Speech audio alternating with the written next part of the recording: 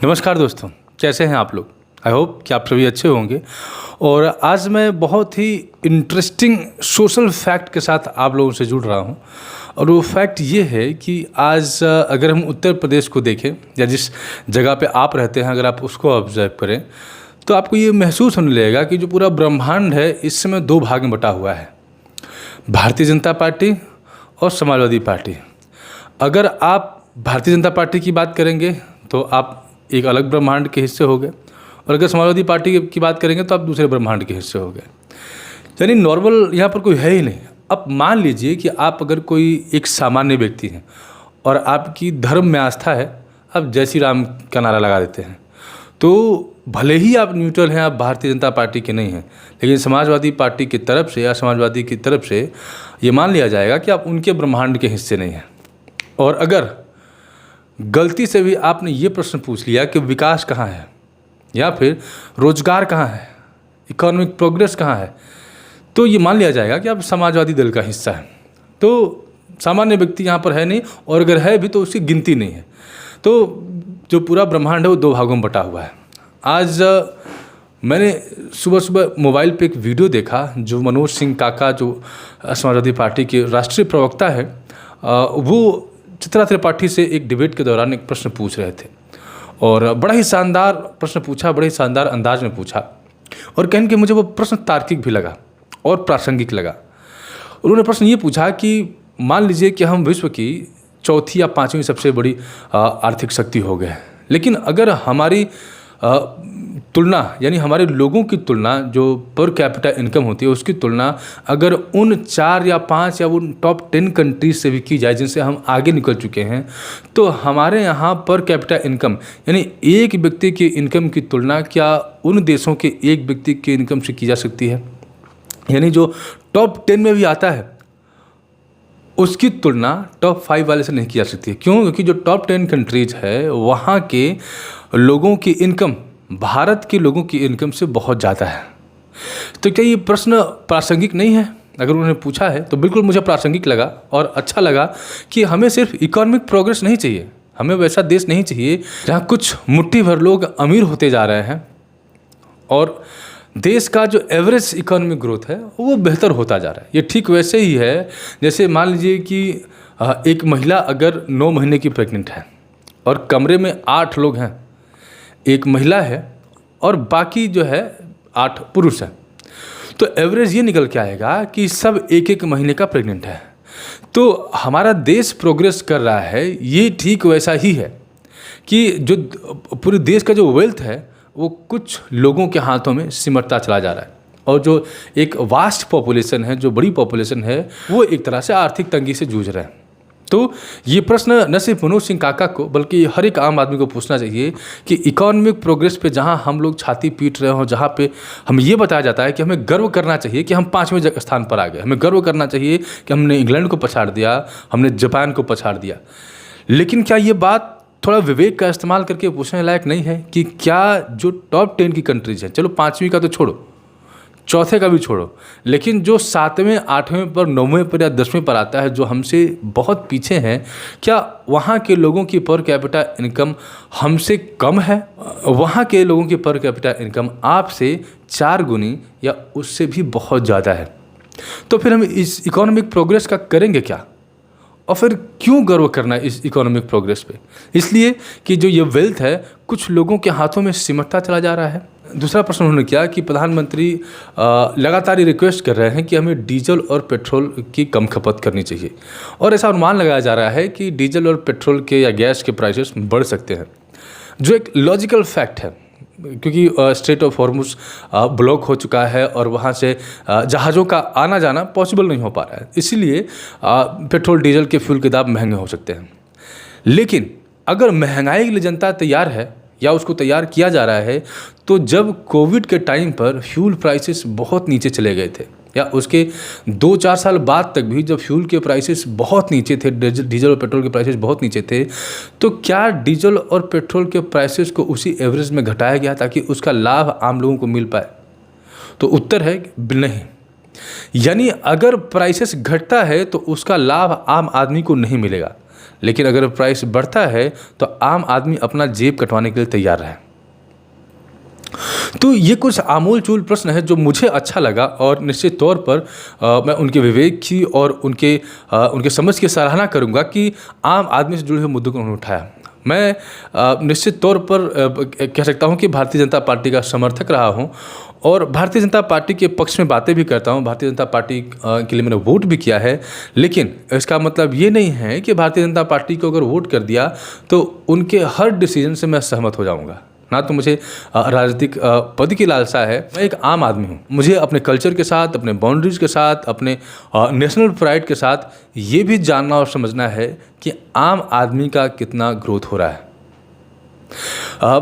कोई बहुत बड़े इकोनॉमिक ने ये बात बताई थी कि जो हमारे देश का जो इकोनॉमिक ग्रोथ है वो वी शेप है। वी शेप का मतलब कि एक सिरे पर खड़ा आदमी वो बहुत अमीर होता जा रहा है, दूसरे सिरे पर खड़ा आदमी वो बहुत गरीब होता जा रहा है। अब अगर एवरेज निकाला जाए तो ऐसा लगेगा कि हमारा देश डेवलप कर रहा है, लेकिन अगर आप आम लोगों की माली हालत देखेंगे तो आपको खस्ता मिलेगी। एक उदाहरण मैं आपको अपने बनारस से ही दे सकता हूँ, क्योंकि हम बनारस रहते हैं, बनारस के समीप रहते हैं। तो करीब 2014 में जब प्रधानमंत्री मोदी जी बनारस के संसदीय क्षेत्र से चुने जाते हैं तो बनारस के लोग भी खुशी से झूम उठते हैं कि अब विकास की दौड़ बनारस तक भी पहुंचेगी। विकास की दौड़ पहुंची भी, सड़कें खुदी, कुछ एक दो फ्लाईओवर बने और बहुत सारे बड़े बड़े प्रोजेक्ट वहां पर लागू हो रहे हैं। लेकिन बहुत सारे लोगों को आपत्ति भी हुई, क्योंकि बनारस का जो एक मूल स्ट्रक्चर था उसको तोड़ा जाने लगा, उसको छेड़छाड़ उसके साथ किया जाने लगा, और बहुत सारी चीज़ें जो बनारस की प्राचीनता थी, जो बनारस की चीज़ें जो लोग चेरिश करते थे, जिसको सेलिब्रेट करते थे, कहीं ना कहीं वो टूटने लगा, वो बदलने लगा। तो एक तरह से ये तर्क दिया गया कि नहीं, उसको मॉडर्न बनाया जा रहा है। लेकिन ध्यान देने वाली बात यह है कि बनारस को खुद प्रधानमंत्री मोदी जी रिप्रेजेंट करते हैं। कुछ बड़ा हो सकता था बनारस में, जैसे कि आपने देखा होगा कि दिल्ली से ठीक सटा हुआ नोएडा डेवलप कर दिया गया, एक इंडस्ट्रियल एरिया जहाँ पर मेट्रोज चलती हैं, जहाँ पर एक बहुत बड़े एरिया में रेसिडेंशियल एरिया को डेवलप किया गया, वहाँ पे कॉरपोरेट एरिया को डेवलप किया गया, इंडस्ट्रीज़ को डेवलप किया गया। यानी एक बहुत बड़ा एरिया इस स्तर पर विकसित हो गया कि कहीं ना कहीं आज वो दिल्ली से भी डेवलपमेंट के मामले में बेहतर होता दिख रहा है, और अच्छी बात है। लेकिन हमारी भी एक्सपेक्टेशन ये थी कि जिस तरह से बनारस एक प्राचीन धार्मिक नगरी है, तो इसकी प्राचीनता भी बनी रहे और इसके इर्द गिर्द नोएडा के तर्ज पर ही एक इंडस्ट्रियल एरिया, एक रेजिडेंशियल एरिया डेवलप कर दिया जाए। क्योंकि आप बनारस में देखेंगे तो जिस तरह से वहाँ की पॉपुलेशन है, वहाँ पे उस तरह आपको खुला वातावरण में नहीं मिलेगा, वहाँ पे आपको पार्क नहीं मिलेगा, वहाँ पे आपको उस तरह का गार्डन नहीं मिलेगा, जो है भी थोड़े बहुत तो वो किसी काम के नहीं है। तो आवश्यकता है कि इन कंक्रीट की दीवारों के अलावा कुछ जो ह्यूमन क्वालिटी ऑफ लाइफ को इम्प्रूव कर सकता है, वैसी भी चीज़ें बनारस को मिलती हैं। जैसे अगर एक बहुत बड़े एरिया को मॉडर्न काशी के तौर पर, आधुनिक काशी के तौर पर विकसित किया जाता है, यहाँ पर बनारस में आप देखेंगे तो स्टेडियम बन रहा है, स्टेडियम हो, बड़े बड़े पार्क हो, बड़ा और खूबसूरत रेजिडेंशियल एरिया हो, कॉर्पोरेट एरिया हो, इंडस्ट्रियल एरिया हो, बड़े बड़े इन्वेस्टमेंट यहाँ पर आएँ, ताकि जो यहाँ का एक जो इकोसिस्टम है, फाइनेंशियल इकोसिस्टम, वो भी थोड़ा बेहतर हो। क्योंकि बनारस को आप देखेंगे तो कहीं न कहीं ये पूर्वांचल का एक सेंटर माना जाता है, चंदौली से जुड़ा हुआ है, बिहार से भी जुड़ा हुआ है। और ये जो एरिया है, अगर आप बनारस से 50 किलोमीटर की परिधि में आप बाहर निकलेंगे या 100 किलोमीटर की परिधि में बाहर निकलेंगे तो कहीं किसी तरह का इंडस्ट्रियल एरिया नहीं है, यानी कमाने की अपॉर्चुनिटी बहुत ज़्यादा नहीं होती है। यहाँ से जो युवा होते हैं वो गुजरात जाते हैं, मुंबई जाते हैं, नासिक जाते हैं, तमाम जगहों पर जाते हैं रोज़गार की तलाश में। लेकिन अगर इस मॉडल को यहाँ पर इम्प्लीमेंट किया जाता तो नोएडा की तर्ज पर एक खूबसूरत आधुनिक काशी भी बन सकता था, और गवर्नमेंट के स्कीम के तहत पुराने काशी को भी रिटेन किया जा सकता था, उसके पुराने कल्चर और पुराने लुक्स के साथ। लेकिन अब कशमकश ये है कि जो भी डेवलपमेंट करना है वो बनारस को तोड़ कर करना है, वहाँ की जो भी चीज़ें हैं उसको एकदम से बदल देना है। अभी आपने देखा कि वहाँ पे ब्रिज बनने लगे, फ्लाईओवर बनने लगे, लेकिन जो बनारस की आवश्यकता है अभी भी उसकी पूर्ति नहीं हो पा रही। क्योंकि अभी भी आप अगर स्कूटी लेकर चले जाएँ, कार लेकर चले जाएँ, या फिर पैदल ही चले जाएं, तो इतनी ज़्यादा भीड़ भाड़ देखने को आपको मिलती है, इतनी ज़्यादा दुर्व्यवस्था देखने को मिलती है। आज भी नालियाँ वैसे टूटी हुई मिल जाएंगी, आज भी सड़कों पर धूल उड़ता हुआ दिख जाएगा, और जो बाहरी एरिया है वहाँ पे चकाचौंध कर दिया गया। लेकिन अब बनारस के जब अंदर घुसेंगे तो आज भी बनारस वैसे ही, एक तरह से कह सकते हैं कि जो पका हुआ घाव होता है, फेस्टरिंग वुंड, वैसे ही आपको बहता हुआ दिखेगा। तो कहने का मतलब है कि क्या हम बनारस को बाहर से लिपा पोती करके, रंग पेंट करके लोगों को वो विकास का मॉडल प्रेजेंट करना चाहते हैं? अब देखेंगे कि 10 साल बीत चुके हैं और ये प्रधानमंत्री का तीसरा टर्म चल रहा है, 10 साल से भी ज़्यादा। अभी भी अगर प्रधानमंत्री यहाँ पर आते हैं या कोई इंटरनेशनल अगर कोई टूर होता है या डेलीगेट्स आते हैं, तो बनारस में पर्दों की भरमार लग जाती है, यानी कि पर्दे टांग कर बहुत सारी जगहों को छिपाना पड़ता है। तो एक प्रधानमंत्री क्या अपनी 2 टर्म के बाद भी क्या बनारस के काशी को जापान के क्योटो के तर्ज पर नहीं बना सकता था? तो बिल्कुल बन सकता था। लेकिन आज भी अगर हम बनारस की समीक्षा करें और जिस तरह से बनारस ने इस देश को दिया है और जिस तरह से बनारस की एक प्राचीनता है या बनारस की एक तरह से ख्याति है, उस आधार पर बनारस अभी अपने डेवलपमेंट को नहीं देख पा रहा है। क्योंकि 2-4 फ्लाईओवर्स या कुछ कंक्रीट के बिल्डिंग तोड़ ताड़ के बना देने से कुछ नहीं होगा। आज आप भी अगर आप वहाँ पर जाते हैं तो आज भी आपको वहाँ पर कोई बड़ा पार्क नहीं दिखेगा, और रेजिडेंशियल एरिया के नाम पर गवर्नमेंट डेवलपमेंट वहाँ पर कुछ भी नहीं है। आप देखेंगे जो बीडीए है उसकी पहुँच चंदौली तक भी है, और लगातार वो अवैध कॉलोनीज को एक तरह से सहमति देते आया है। क्योंकि मुगल सराय में हम लोग रहते हैं, मुगल सराय को भी आपने देखा होगा कि जो अवैध प्लाटर्स हैं उन्होंने ऐसी कॉलोनी बना के रखी है कि ना तो वहाँ पर पार्क की व्यवस्था है, ना वहाँ पर सड़कें हैं, ना ड्रेनेज है, और जो सड़कें वहाँ पर वो निकालते भी हैं तो इतनी सकरी होती है कि अगर एक कार जा रही है तो फिर दूसरी कार वापस नहीं आ सकती है। तो इस तरह की चीज़ें, और ये सब वीडीए के संरक्षण में हो रहा है। क्योंकि अगर वीडियो चाहता तो इस तरह की चीज़ें नहीं होती। लेकिन बनारस में भी इस तरह की चीज़ें चल रही हैं, मुगल सराय में भी इस तरह की चीज़ें चल रही हैं। तो सबसे बड़ा प्रश्न यह है कि भले ही हम भारतीय जनता पार्टी को वोट करते हैं, लेकिन एक आम नागरिक के तौर पर हमें अपने सुविधाओं को लेकर सजग और सतर्क रहना पड़ेगा, और हमें सरकार से, अधिकारियों से लगातार प्रश्न पूछते रहेंगे। क्योंकि हमने उनको वोट दिया है और हम टैक्स भर रहे हैं, इसलिए टैक्स भर रहे हैं क्योंकि वो हमारी रिस्पॉन्सिबिलिटी उठा पाएँ। और जब हमने किसी को अपनी जिम्मेदारी उठाने के लिए वोट दिया और सरकार में लेकर आए हैं तो उनसे प्रश्न पूछना भी हमारी जिम्मेदारी है। इसके लिए हम देशद्रोही नहीं हो सकते हैं और गद्दार नहीं हो सकते। लेकिन यूँ कहें कि पॉलिटिक्स कुछ ऐसा है, जो लोग भारतीय जनता पार्टी को कुछ उसके अच्छे कामों की वजह से वोट देते हैं और ये उम्मीद करते हैं कि जो आम लोगों की एक फाइनेंशियल कंडीशन है या जो रोजगार सृजन है या बनारस का उस आधुनिकता के तर्ज पर डेवलपमेंट है वो भी होगा। लेकिन अगर आप प्रश्न पूछते हैं तो कुछ जो लोकल लोग होते हैं, क्षेत्रीय लोग होते हैं, या यूँ कह लें कि कुछ छोटे नेता होते हैं, वो इस बात का बुरा मानने लगते हैं। जबकि ये आम आदमी का अधिकार है कि जिस हक से, जिस अधिकार से वो वोट देता है, उस अधिकार से वो प्रश्न भी पूछ सकता है।